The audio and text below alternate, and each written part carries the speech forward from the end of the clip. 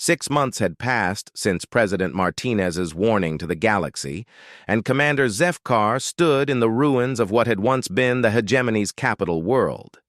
The massive cities were now empty shells, their towers cracked and dark, not from bombardment or invasion, but from economic collapse and mass evacuation.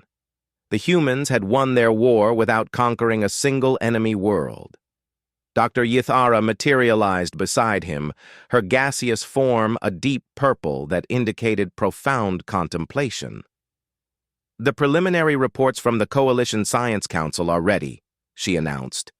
They wanted to understand how a species as technologically primitive as humanity managed to destabilize the entire galactic power structure in less than a year. Zefkar turned from the abandoned cityscape. "And what did they conclude?" "That we fundamentally misunderstood what strength means in warfare. We assumed it was about technology, numbers, resources. The humans proved that the most powerful weapon in the galaxy is the willingness to lose everything in order to deny your enemy a victory." They walked through the empty streets, past shops and homes that had been abandoned so quickly that personal belongings still lay scattered in the dust. The hegemony hadn't been destroyed in battle. They had simply dissolved when the cost of maintaining their empire became impossible to bear.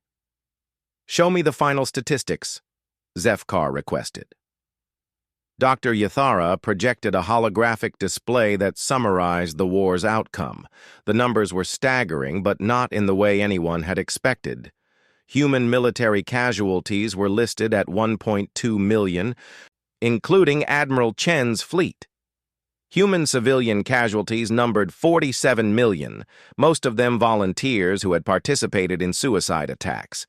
Hegemony military casualties were only 800,000, but their economic losses were catastrophic.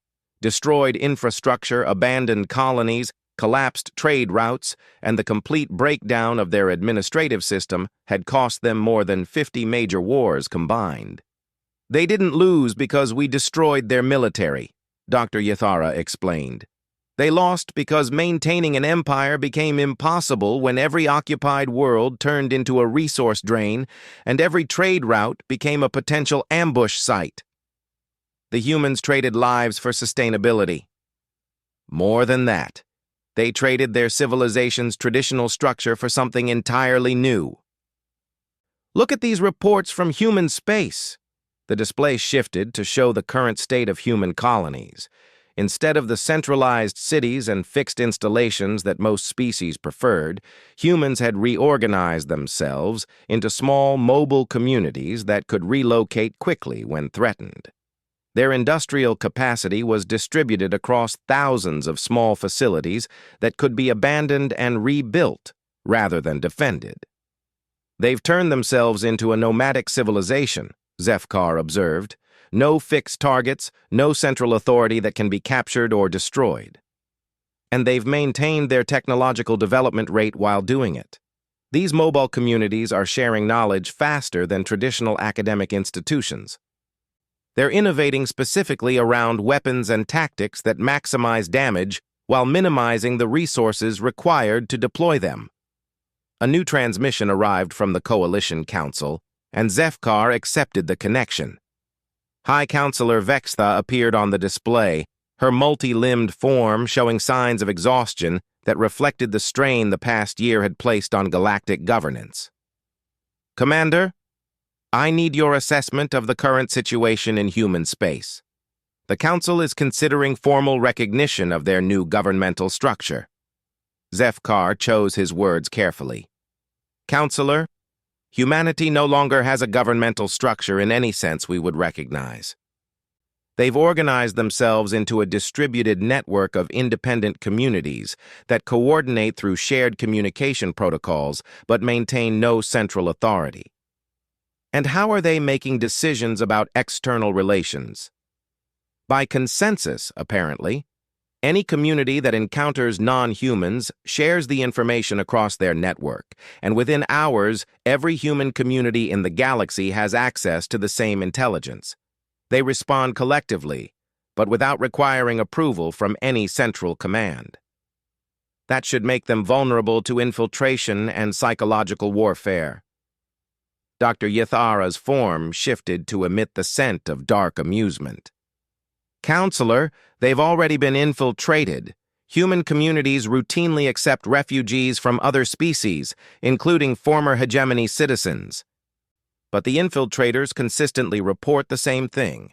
Human communities are so open about their capabilities and intentions that there's nothing to spy on. They freely admit they're developing weapons. They openly discuss their tactical doctrine. And they invite observers to witness their training exercises. Why would they do that? Because their entire strategy depends on everyone knowing exactly how dangerous they are, Zefkar explained. Secrecy would undermine their deterrent effect. They want every potential aggressor to know that attacking humanity means facing an enemy that will sacrifice everything to ensure you can't win. Counselor Vexatha was silent for a long moment. Commander, what is your recommendation regarding formal diplomatic relations with humanity? Zefkar had been dreading this question. Counselor, humanity has made it clear that they're willing to participate in galactic civilization, but only under their own terms. Those terms include the right to unlimited retaliation against any species that threatens them with extinction. That's tantamount to holding the entire galaxy hostage. Yes, but it's also effective. The hegemony was the largest military power in known space, and humans forced them to collapse without ever winning a single conventional battle. Every other species is now calculating whether their own strategic goals are worth the risk of human retaliation. Dr. Yathara added her own analysis. Counselor, the psychological profiles we've developed suggest that humans are actually quite peaceful when they feel secure. The problem is that their definition of security requires absolute certainty that no one will attempt genocide against them. They've decided that the only way to achieve that certainty is to make genocide attempts cost more than any conceivable benefit. Are they asking for specific concessions? They're asking for something much simpler, Zefkar replied. Recognition that humanity is not a species that can be safely conquered or exterminated. They want that fact established so firmly in galactic consciousness that no empire will ever again calculate that attacking humans might be profitable. The transmission was interrupted by an emergency alert. Zefkar's tactical officer reported that sensors had detected a massive fleet movement in the outer rim. The remains of the hegemony military, still numbering several thousand ships, had regrouped under a new command structure and were moving toward human space. They're making one final attempt, Dr. Yathara observed, probably hoping to destroy enough human communities to force a surrender. Zefkar activated the long-range sensors and watched the hegemony fleet advance. Their formation was perfect. Their ships were still technologically superior to anything humans could field, and they outnumbered the entire human fleet by a factor of 10. By every conventional measure, they should be able to achieve a decisive victory. But Commander Zefkar had learned not to apply conventional measures to human conflicts. The human response was swift and characteristically unexpected. Instead of massing their own fleet to meet the attack, human communities throughout the galaxy simultaneously began evacuating toward the hegemony's remaining territories, not fleeing from the advancing fleet, but moving toward every hegemony colony, outpost, and resource facility that wasn't directly involved in the attack. They're going to do it again, Zefkar realized. Force the hegemony to choose between pressing their attack and defending their own infrastructure. But this time, they're not just targeting military assets, Dr. Yathara noted. They're moving toward civilian populations. The implication was terrifying. The humans had proven they were willing to die in order to deny their enemies a victory. Now they were demonstrating that they were willing to take enemy civilians with them if necessary. The message was unmistakable. If you try to exterminate us, we will ensure that your own species suffers the same fate. The hegemony fleet stopped advancing. For 6 hours, they remained motionless in space while their commanders tried to calculate a response to an enemy that had made retaliation impossible without accepting mutual annihilation. Finally, a transmission arrived from the Hegemony Fleet Commander. Admiral Kaseth appeared on the display, his reptilian features showing resignation and exhaustion. Coalition Command, I wish to formally surrender the remaining Hegemony forces and request asylum for our civilian populations. I'm authorized to accept your surrender, Zefkar replied. But you should know that the decision about asylum for your civilians will need to be made by human communities. I understand. We've learned that humans are more generous in victory than we were. Our intelligence suggests they'll likely accept our civilian refugees, provided we make no further military moves against them. Dr. Yathara emitted the scent of surprise. You're gambling the survival of your species on human mercy? We're gambling on human pragmatism, Kaseth corrected. They've proven they can destroy us completely if they choose to. They've also proven they prefer not to harm civilians unless absolutely necessary. Our analysis suggests that surrendering completely gives us a better chance of survival than continuing to fight an enemy that can't be defeated through conventional means. After the transmission ended, Zefkar found himself reviewing the final casualty reports from the war. Total human deaths, 53 million. Total hegemony deaths, 1.1 million. By any statistical measure, humanity had lost the war catastrophically. Yet the hegemony empire no longer existed.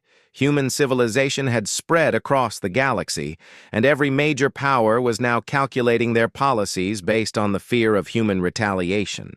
Somehow, by losing everything, humans had won everything that mattered to them. Dr. Yathara, Zefkar said finally, what is your final assessment of human nature? Her gaseous form shifted through several colors before settling on a deep blue that indicated profound respect mixed with lingering fear. Humans are the most dangerous species in the galaxy precisely because they don't want to be dangerous. They'll do anything to avoid conflict right up until they decide conflict is inevitable. And once they make that decision, they become more destructive than anyone thought possible. And now they've established themselves as the species that can't be safely conquered. Every government in the galaxy knows that attacking humans means accepting a level of retaliation that makes victory meaningless. They've turned their own weakness into the ultimate strength.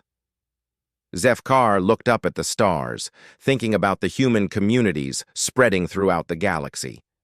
They were still technologically primitive by many measures.